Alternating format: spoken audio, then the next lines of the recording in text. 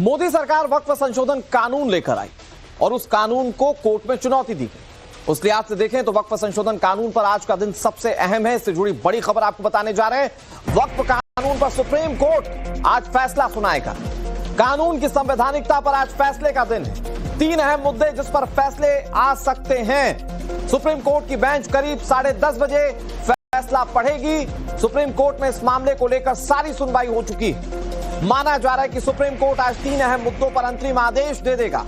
Supreme court में मुख्य न्यायाधीश BR गवई की अध्यक्षता वाली बेंच ने 22 मई को दोनों पक्षों की दलीलें सुनने के बाद अंतरिम आदेश को सुरक्षित रख लिया था। मुस्लिम पक्ष की ओर से सरकार की ओर से जो प्रावधान किए गए थे उन्हें चुनौती दी गई थी और उस पर बहस हुई। फैसला सुरक्षित है और आज फैसला घोषित किया जाएगा। वक्फ संशोधन कानून 2025 पर अंतरिम रोक लगाने वाली याचिकाओं पर आज सुप्रीम कोर्ट अपना फैसला सुनाएगा। सुप्रीम कोर्ट के चीफ जस्टिस BR गवई की अध्यक्षता वाली बेंच आज फैसला सुनाएगी। सुप्रीम कोर्ट ने 22 मई को दोनों पक्षों को सुनने के बाद इस मामले पर फैसला सुरक्षित रख लिया था। हालांकि इस सुनवाई के दौरान चीफ जस्टिस ने ये कहा था कि संसद द्वारा कानून जो पास किया गया है उस पर रोक लगाने के लिए एक बड़ा आधार होना चाहिए। इस मामले में तमाम याचिकाकर्ताओं ने आरोप लगाया था कि वक्फ जो कि एक धार्मिक मामला है उसमें केंद्र सरकार हस्तक्षेप करके संविधान के खिलाफ जा रही है। वहीं केंद्र सरकार ने कहा कि 1954 के बने कानून के बाद देश में लाखों की संख्या में पड़ी वक्फ प्रॉपर्टीज का रेगुलेशन जरूरी है और उसके लिए सरकार ने एक उम्मीद पोर्टल भी बनाया था। जो मुख्य रूप से विवाद जिनका विरोध जो है याचिकाकर्ताओं को था, जिसमें पहला ये कि वक्फ बाय यूजर या वक्फ बाय डीड की जो प्रक्रिया थी, परंपरा थी, उसको इसके द्वारा खत्म कर दिया गया। इसके अलावा दूसरा जो विवाद का विषय ये था कि जो स्टेट वक्फ बोर्ड और सेंट्रल वक्फ काउंसिल में नॉन मुस्लिम मेंबर्स को शामिल किया गया, उसका विरोध जो है वो तमाम याचिकाकर्ताओं ने जताया। इस मामले में AIMIM के प्रमुख असदुद्दीन अवैसी, जमीयत उलेमा हिंद, APCR, कांग्रेस के सांसद मोहम्मद जावेद जैसे तमाम नेताओं ने याचिका दाखिल करके केंद्र सरकार के इस कानून को चुनौती दी है। अगर आज सुप्रीम कोर्ट याचिकाकर्ताओं के पक्ष में फैसला देता है तो फिर केंद्र सरकार द्वारा बनाए गए इस कानून के इम्प्लीमेंटेशन पर फिलहाल रोक लग जाएगी। लेकिन ऐसा होना अपने आप में एक ऐतिहासिक फैसला होगा, क्योंकि अमूमन संसद द्वारा बनाए गए कानून को या तो सुप्रीम कोर्ट पूरी तरह से रद्द करता है या उसको हरी झंडी देता है।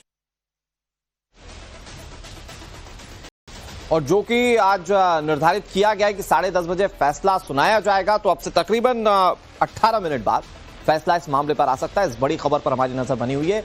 लेकिन मैं आपको यह बताता हूं कि वक्फ संशोधन बिल को लेकर जो याचिका करता है उन्हें किन बातों को लेकर आपत्ति है, किन बातों को लेकर सवाल पूछा गया। इसमें सबसे पहला मुद्दा है वक्फ घोषित की गई संपत्तियों को कोर्ट के जरिए गैर अधिसूचित करने की शक्ति। इसको मैं आसान शब्दों में आपको समझाऊं तो कोर्ट इस बात को तय कर सकता है।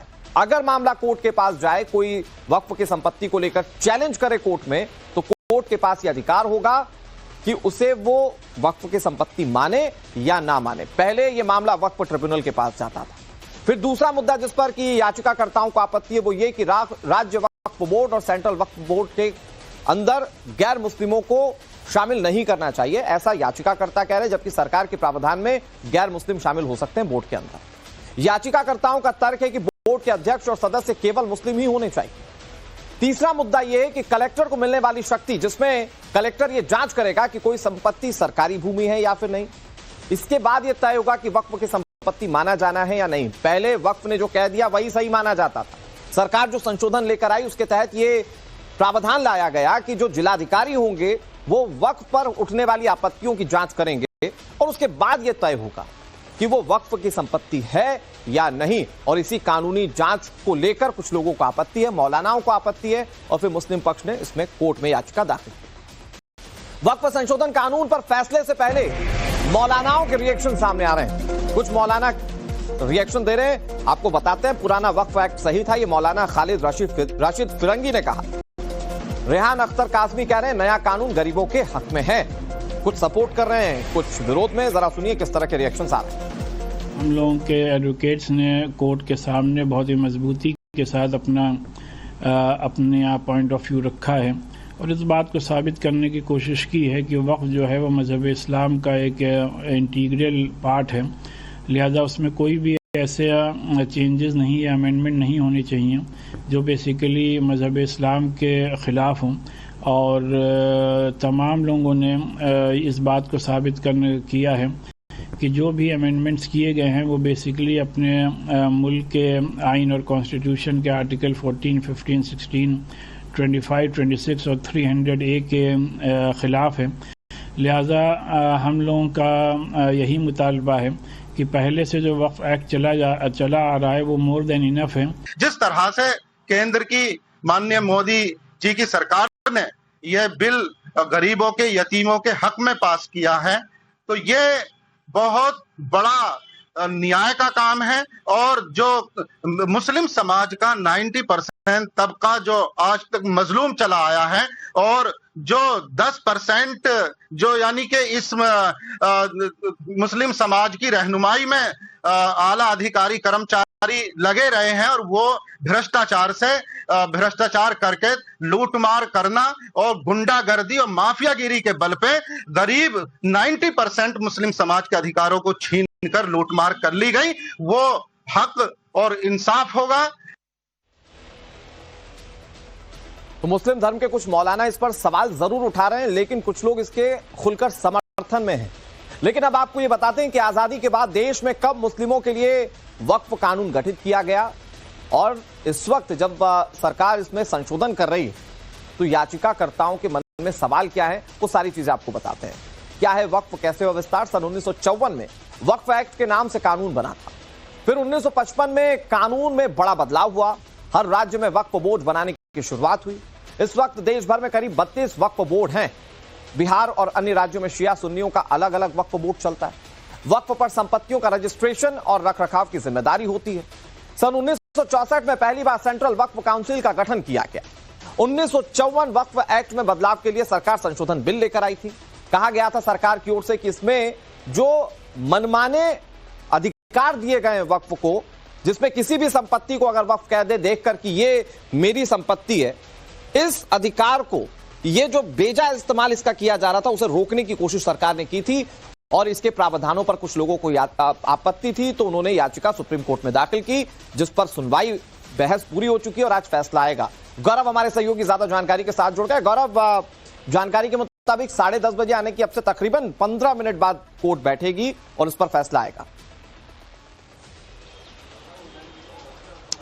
जी बिल्कुल, अगर समय को देखकर चलें तो चूंकि वक्फ ऑर्डर के पहले एक स्पेशल बेंच का ऑर्डर रखा गया है, तो तकरीबन 11 बज सकते हैं अभी की जानकारी के मुताबिक।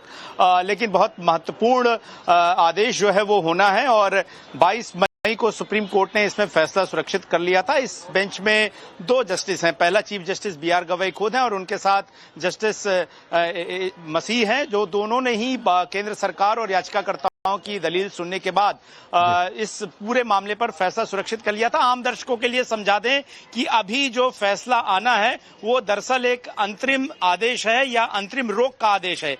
यानी कि जो वक्फ संशोधन कानून 2025 है, जिसे अप्रैल में कानूनी मान्यता मिली है, उसके प्रावधानों को फिलहाल लागू किया जाए या न किया जाए, इस बात पर, इस मुद्दे पर जो है ये आदेश आना है। पूरा कानून रद्द किया जाए या उस कानून की वैधता को चुनौती देने वाले मामलों पर इसके बाद जो है वो सुप्रीम कोर्ट सुनवाई करेगा। और इस मामले में बहुत महत्वपूर्ण दलीलें दी गई थी। केंद्र सरकार ने एक बहुत महत्वपूर्ण बात कही थी। केंद्र सरकार ने कहा था कि एक सेटल्ड लीगल पोजीशन है, यानी कि स्थापित कानूनी मान्यता है कि एक संसद द्वारा अगर कोई कानून पास किया गया है तो उस कानून पर इस तरह से रोक नहीं लगाई जा सकती है। या तो कानून की वैधता या उसकी कॉन्स्टिट्यूशनलिटी को, उसकी लीगैलिटी को देखा जाएगा कि वो कानून वैध है या नहीं, या तो कानून को पूरी तरह से रद्द किया जाता है या कानून को हरी झंडी दी जाती है। लेकिन क्या इस पर रोक लगाई जाएगी अंतरिम तौर पर, ये बहुत बड़ी बात है। सुनवाई के दौरान ही चीफ जस्टिस BR गवई ने कहा था कि याचिकाकर्ताओं को ठोस आधार देने होंगे कि किसी कानून के पर रोक लगा दी जाए अंतरिम तौर पर उस पर। लेकिन फिलहाल जो है केंद्र सरकार ने अपने तरफ से ही इस मामलों पर कुछ न कुछ रोक लगाई हुई थी। क्या फैसला आता है गौरव, इस पर सभी की निगाहें टिकी हुई हैं और इस पर चूंकि सियासत भी काफी हुई, तो शायद उन सियासी रूप से सवाल उठाने वाले लोगों को भी आज के इस फैसले से जवाब मिल जाएगा। बहुत शुक्रिया गौरव आपका हमारे साथ जुड़ने के लिए और तमाम जानकारी देने के लिए। बात अगली खबर की। इंदौर से संघ प्रमुख मोहन भागवत का एक बहुत बड़ा बयान सामने आया। संघ प्रमुख मोहन भागवत ने बड़ा बयान देते हुए यह कहा कि यूके के हालात पर इंग्लैंड आज बंटने की स्थिति में आ रहा है। हम कभी